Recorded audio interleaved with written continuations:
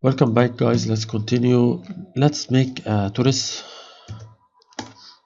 Let's get inside this torus. Maybe make it like this.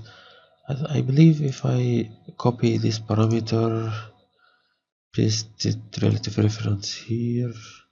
Yeah, for some reason it put it on the surface, which is really nice.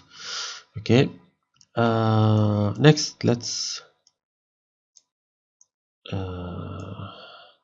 think this one will be 24, this one will be 48, like this. Maybe I remesh it because I like remesh.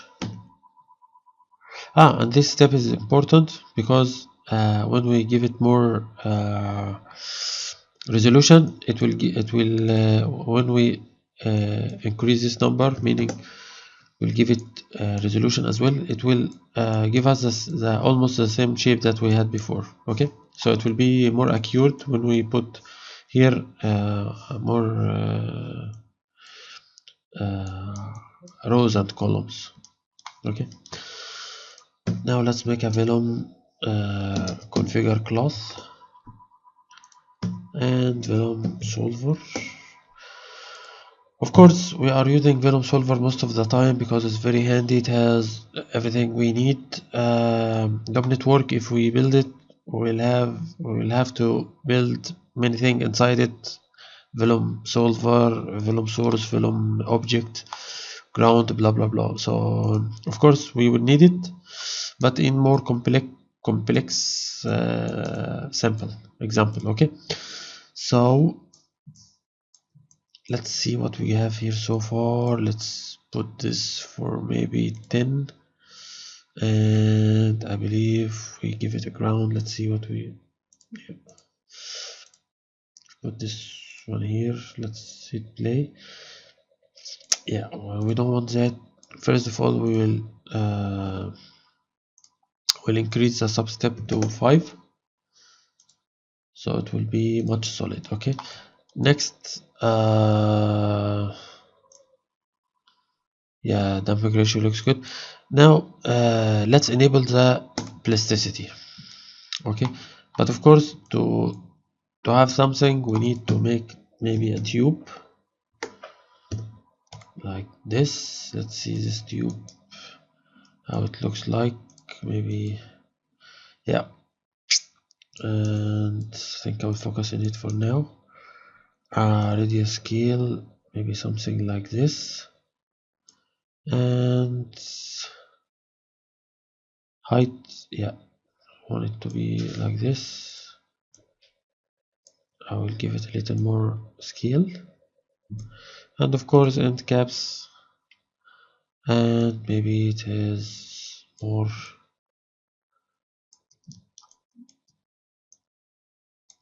subdivide. Then let's make a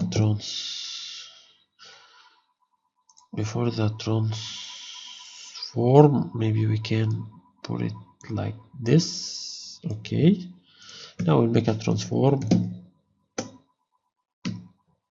First of all, we'll have this one like this, and maybe after 25 frame it will be down like this. Let's put another keyframe.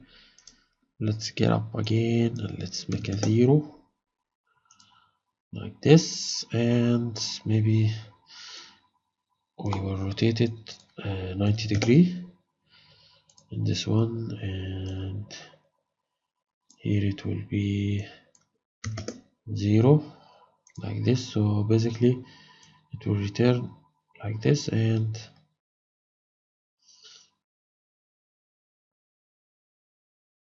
okay, and then it will be like this again, keyframe and 0 again. Okay, so let's see the animation. Yeah, it's very not fast, but just let's make, yeah, okay. But you know what, maybe I will just keep it like this for now. 90, this will be like that, and let's put a keyframe here, maybe here. Let's make a 90. Yeah, I'll make 90 here, and that's it. So basically it will just rotate very fast and come it come back again. So let's make it a transition collider. Okay, so let's see what we have so far. Play. Okay, so let's see what we have here so far. I don't want to see this. So we have this one, and then we have this one, and that's it. Okay, so let's see the plasticity, what we can do about it since we enabled plasticity. Exactly what is plasticity? We discussed it before in the distant or the stretch, but I will say it again here in the bend. Simply this threshold, if the angle or if this value cross this value, it will set a new reset angle to the bend, meaning it will remain on its in new shape. It will not going to back again like here. It's back again, as we can see. It has a reset lens. It's called reset lens, right? A bend, I mean. Then it will now it's backing again to its original position, right? Every point. But in the plasticity, it's not. It will stay as a new reset lens or angle or bend, whatever. Okay, or the zoo. Okay, so this is this is general the threshold, also the bend, the rate, how fast this process happened. So if we have a big number here, it will catch much more of what is happening. If we have a small rate, it will not catch a lot because the speed is slow, or that's how I understand it. Okay, Harding will take it later, a bit later. So let's make here, maybe I will put, for example, I will put here 10. You know what, first I will put 1, I will put here 5, and check what we have here.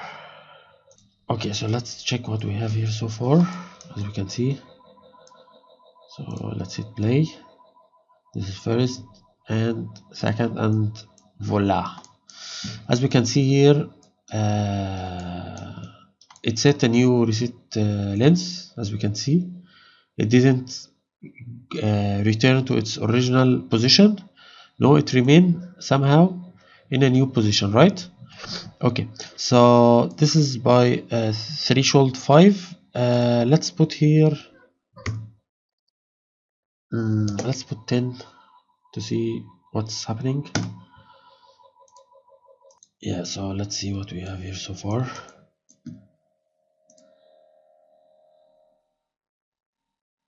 Yeah, so as we can see now, it catch much more of the plasticity effect, as we can see, because we increase this ratio much more, as we can see here, like this. It just go back a little bit, bounce a little bit, then it's freeze in its new position, right? Even if we put a higher number than this, it will catch more, but you get the idea. Also, you can play with this number, the threshold, to see, but of course if we put a higher number in this, that means we're not going to catch a lot of what is happening. So we'll give a just example. So as we can see here, let's play. Yeah, it didn't catch a lot. As we can see, it bounced more, because the angle is big, so we don't have much angle here, so that's why it bounce more and set a new position less. Okay, also that means if we put a small number here, that means we will catch more and more and more lost time. Let's make lost test. Yeah, so let's see again. Yeah, so basically as we can see, it frees almost the same. Even if we increase this number, it will catch all of it, all the effect. Okay, so that's it for this one. So let's do some modification about it. What can we do else? Let's see first it change at frame maybe 50. Okay, it will change at 50. So first of all, I will put I will leave it for 5. I will leave it for 1, and here I will put 1. Okay, and I will go inside here and make a Vellum constraint properties and connect it here. Let's not forget to choose our group, which is the bend, and we have we will play on the plastic ratio, which is this one. We have plastic ratio, we have plastic threshold, we have everything, so that's very cool. But first we will play in the plastic ratio. I will put here 10. We can keyframe this number, or simply we can activate. So I will say $F bigger than 50. That means this node will start to work after frame 50. Okay, as we can see here, it's when it's 1 it's activate, when it's 0 it's not activate, so it's not going to read it. Okay, so let's make a test and see what's happening. Okay, so let's see the result. Hit play. Yeah, so as we can see now, at the beginning it didn't catch much, it bounced. Then the second time it catch much more, it bounced less, as we can see here. Right, so we can control it simply by with plasticity ratio, the speed, or even with plastic threshold, which is this one, of course. Yeah, this one. Maybe we'll put here 5, and I will put here 1, and I will put here 100, and even I will put here 10. So let's see what's happening. Okay, so let's check.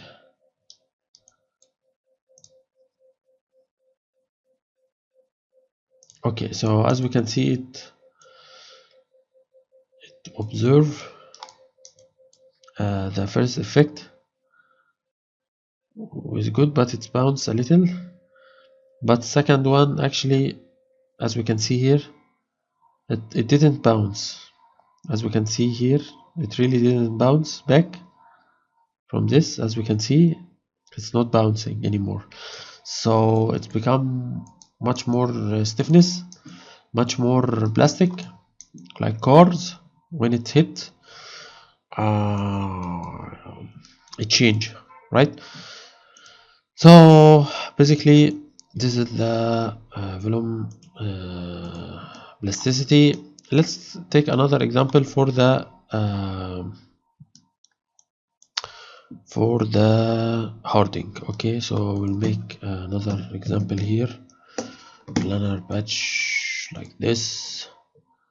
I'll take this as well. Also I will make it maybe 0.3, and let's make a Vellum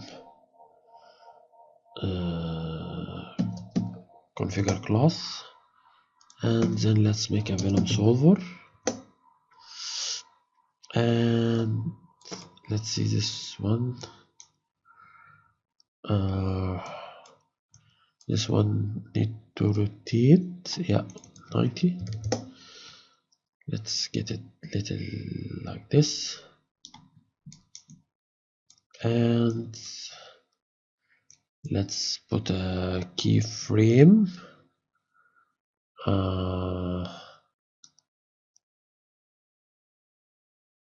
Yeah, okay, let's put a keyframe here, and then 24. Let's move it up like this, another keyframe, and let's go back to not 0 but maybe like this. Okay, so we will use it as a collider, and in this Vellum I don't like to see this show guide geometry, and also let's spin those and those, let's spin them. So this one, this peg will not go into anywhere, so let's hit play. As we can see, yeah, I need to make it a little yeah, I think I may need to change its just place.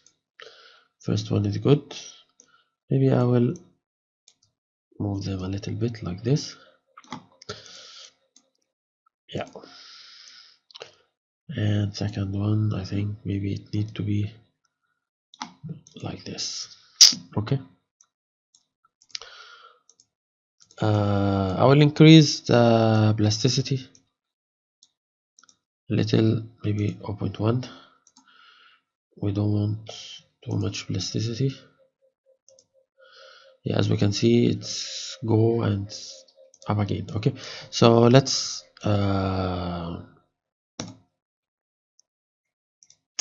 use plasticity. It's actually, plasticity is very fun. Let's make this, make it 5, make it, yeah, I'll leave it 10 for now, or you know what, I'll leave it for 1. Let's see what we got here so far.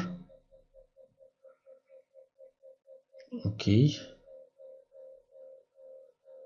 yeah, so let's say if we have 10 hardening, let's see different result.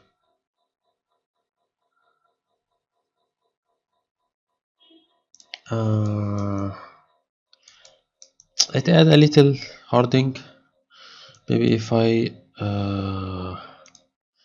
make this like 1 and maybe increase the ratio to 5. Let's see again.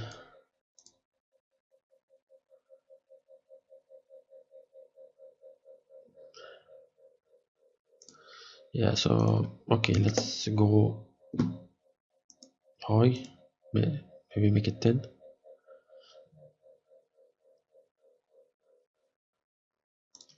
Yeah, okay, let's then increase the step, the sub step. Maybe it will give us a better result. Okay, let's check again. Of course we have to,